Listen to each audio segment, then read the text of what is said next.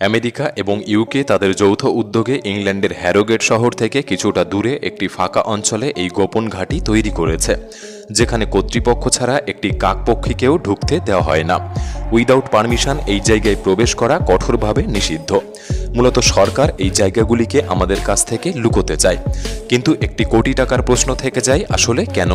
এখানে কি এমন কর্মকাণ্ড চলে? এর কারণ জানতে হলে আপনাকে জানতে হবে মূলত এগুলি কী কারণে তৈরি করা হয়েছে। আজকের ভিডিওতে আমি আপনাকে দেখাতে চলেছি এরকম কিছু নিষিদ্ধ এলাকা, যা সরকার দ্বারা নিষিদ্ধ, এবং জানাতে চলেছি কেন নিষিদ্ধ। ভিডিওটি অনেক ইনফরমেটিভ হতে চলেছে, তাই সম্পূর্ণ দেখার অনুরোধ রইল। আর নতুন বন্ধুরা পাশে থাকা সাবস্ক্রাইব লেখাটি প্রেস করে বেল আইকনের অল অপশন সিলেক্ট করে রাখতে পারেন। দি হার্প রিসার্চ প্রোগ্রাম গ্যাকোনা আলাস্কার কাছে অবস্থিত এই অনুসন্ধানমূলক প্রকল্প হার্প রিসার্চ প্রোগ্রাম, যারা আয়োনোস্ফিয়ারের উপর নজর রাখে। মূলত এই আয়োনোস্ফিয়ার পৃথিবী পৃষ্ঠ থেকে 50 থেকে 400 মাইল বায়ুমণ্ডলীয় স্তরে বিস্তৃত, এবং এই হার্প রিসার্চ সেন্টার আগস্ট 2015 সাল থেকে ইউনিভার্সিটি অব আলাস্কা ফেয়ারব্যাঙ্কের নিয়ন্ত্রণে রয়েছে, যার তত্ত্বাবধান করে ইউএস এয়ারফোর্স বাহিনী। হার্পের প্রাথমিক গবেষণা টুল হল আয়োনোস্ফিয়ার রিসার্চ ইনস্ট্রুমেন্ট, যা একটি উচ্চ ক্ষমতা সম্পন্ন রেডিও ফ্রিকোয়েন্সি ট্রান্সমিটার তৈরি করে, যা আয়োনোস্ফিয়ারের বৈজ্ঞানিক গবেষণার অংশ। এই গবেষণা কেন্দ্রে 180টি উচ্চ ফ্রিকোয়েন্সি ক্রসড ডাইপোল অ্যান্টেনার একটি পর্যায়ক্রমিক সারি রয়েছে, যা 33 একর এলাকা জুড়ে বিস্তৃত, এবং এই অ্যান্টেনাগুলি থেকে 3.6 মেগাওয়াট শক্তি নির্গত হয়, যা গবেষকরা সৌর মিথস্ক্রিয়া এবং আয়োনোস্ফিয়ার কিভাবে রেডিও সংকেতগুলিকে প্রভাবিত করে তা দেখতে এবং বিভিন্ন ঘটনা অন্বেষণ করতে এই সেটআপটি ব্যবহার করেন। এই ধরনের গবেষণা জিপিএস-এর মতো যোগাযোগ এবং নেভিগেশন সিস্টেমের উন্নতি ঘটাতে পারে, যেমন সমুদ্রের গভীরে থাকা সাবমেরিনগুলির যোগাযোগ এবং ভূগর্ভস্থ কোনো অনুসন্ধানের অগ্রগতি হতে পারে। হার্প বর্তমানে আয়োনোস্ফিয়ার স্টাডিজ এবং দীর্ঘমেয়াদী বায়ুমণ্ডলীয় পরিবর্তনগুলি পর্যবেক্ষণ করতে আরও বেশি উদ্যোগী হয়ে উঠেছে। তবে 1990 সালের পর থেকে যখন মার্কিন সামরিক বাহিনীর নিয়ন্ত্রণে আসে, এরা কিছু গোপন গবেষণার সাথে যুক্ত হয়েছে। তাই এই অঞ্চলটি ঘিরে রয়েছে কঠিন বিধিনিষেধ। এখানে কাউকে প্রবেশ করার অনুমতি দেওয়া হয় না, তবে চারপাশে ঘুরে দেখতে পারেন। এর মধ্যে আসলে কি ঘটে এবং প্রকৃত অর্থে সরকার এর মধ্যে কি করছে তা নিয়ে প্রচুর সন্দেহ রয়েছে। দি ডালসি বেস। প্রথমত, উত্তর নিউ মেক্সিকোর ছোট্ট এই শহর ডালসিকে দেখে অন্য যে কোনো স্থানের মতো স্বাভাবিক মনে হতে পারে, তবে এটি এমন একটি জায়গা যার চারপাশে আশ্চর্যজনক পরিমাণে গোপনীয়তা রয়েছে, যে কারণে অনেকে বিশ্বাস করে যে এটি ডালসি নামে পরিচিত একটি শীর্ষ গোপনীয় স্থান। লোককাহিনী অনুযায়ী এই গোপন ভূগর্ভস্থ ঘাঁটি একটি এলিয়ান গবেষণা কেন্দ্র, যে ঘাঁটির স্তরগুলি পৃথিবীর গভীরে নেমে গিয়েছে এবং প্রতিটি কক্ষ বিপজ্জনক কার্যকলাপ পরিচালনা করে। ডালসি কেন্দ্রকে ঘিরে গল্প অনুযায়ী উন্নত প্রযুক্তি, জেনেটিক ইঞ্জিনিয়ারিং এবং মানুষ ও বহির্জাগতিক প্রাণীর মধ্যে সহযোগিতার বিবরণ রয়েছে। 1970-এর দশকের শেষের দিকে এবং 80-এর দশকের গোড়ার দিকে এই ঘাঁটির উৎপত্তি খুঁজে পাওয়া যেতে পারে বলে কিছু ব্যক্তিদের কাছ থেকে সেই সম্পর্কে নথি এবং তথ্য প্রকাশ্যে এসেছে, যারা এই অভ্যন্তরীণ অপারেশন সম্পর্কে পূর্বেই জানতেন। তাদের মধ্যে ব্যবসায়ী এবং পদার্থবিদ পল বেনিউইস ডালসি ভিত্তিক গল্পকে জনপ্রিয় করার ক্ষেত্রে একটি গুরুত্বপূর্ণ ভূমিকা পালন করেছিলেন, এবং যিনি বিশ্বাস করেছিলেন যে তিনি ভিন গ্রহের মহাকাশযান থেকে আসা বৈদ্যুতিক যোগাযোগ বুঝতে সক্ষম হয়েছিলেন, এবং এই সংকেত ডালসির কাছে একটি ভূগর্ভস্থ অঞ্চল থেকে আসছিল। গল্পগুলি পৃথিবীর নিচে একাধিক স্তরের বর্ণনা করে, যার প্রতিটি স্তর বিভিন্ন উদ্দেশ্যে তৈরি হয়েছিল। বর্তমানে জায়গাটির কোনো বিশদ বিবরণ বা এর অস্তিত্ব সম্পর্কে কোনো যাচাইকৃত প্রমাণ নেই, বা তদন্ত করে এর ভিত্তি বাস্তব প্রমাণ করার কোনো উদ্দেশ্য এখনও সফল হয়নি। তাছাড়া ডালসির আশেপাশের এলাকাটি অ্যাপাচি জাতির বসবাসের ভূমি, যারা নেটিভ আমেরিকান সম্প্রদায়ের সাথে যে কোনো তদন্তের জটিলতার আরেকটি স্তর যুক্ত করে, যা মূলত এই সমস্ত গুজবকে ভিত্তিহীন করে তোলে। তবে শহরের প্রান্ত থেকে আসা কিছু ময়লা ট্রাক এবং গাড়িগুলিকে এই অঞ্চলে চালাতে বাধা দেওয়া হয়, যা থেকে একটি বড় প্রমাণ সামনে আসে যে এমন কিছু গোপন জিনিস রয়েছে যা মূলত প্রকাশ্যে আনা থেকে আটকানোর চেষ্টা চলছে। তুঙ্গুস্কা ইভেন্ট সাইট।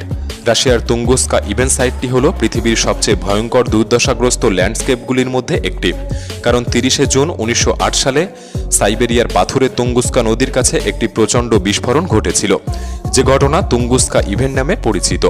এই বিস্ফোরণের কেন্দ্রস্থল থেকে বহু দূরে রেডিয়াল প্যাটার্নে প্রায় 770 বর্গ মাইলের বেশি বনভূমিকে সমতল করে দিয়েছিল এবং 80 মিলিয়ন গাছকে উপড়ে ফেলেছিল।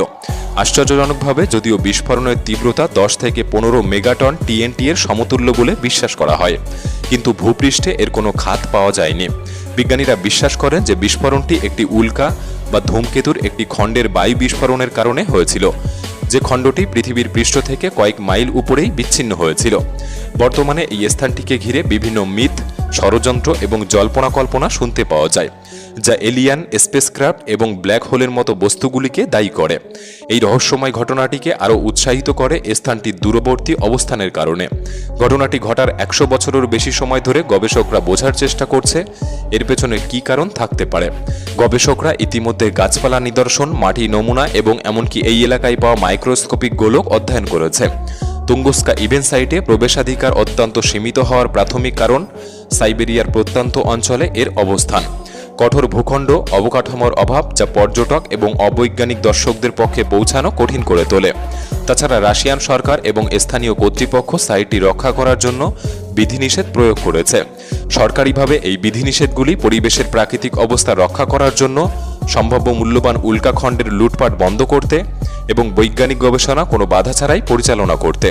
তবে এমনও শুনতে পাওয়া যায় এখানে সমৃদ্ধ এবং বিরল খনিজ থাকতে পারে, যা কর্তৃপক্ষ গোপনভাবে কিছু করতে চায়। ইয়ান মাইন, নরওয়ে। ইয়ান মাইন হল আর্কটিক মহাসাগরের একটি দূরবর্তী আগ্নেয়গিরির নরওয়েজিয়ান দ্বীপ, যা তার রুক্ষ ল্যান্ডস্কেপের জন্য পরিচিত এবং এর বিচ্ছিন্ন অবস্থান ও গোপন ইতিহাসের কারণে রহস্যে আচ্ছন্ন। এটি 34 মাইল দীর্ঘ এবং প্রায় 144 বর্গমাইল এলাকা জুড়ে, যেখানে কোনো স্থায়ী বাসস্থান নেই। এটি 35 জন অস্থায়ী বাসিন্দার জনসংখ্যাকে আশ্রয় দিয়েছে, যারা এই দ্বীপে নরওয়ে রেডিও সংযোগ এবং আবহাওয়া কেন্দ্র পরিচালনার জন্য কাজ করছে।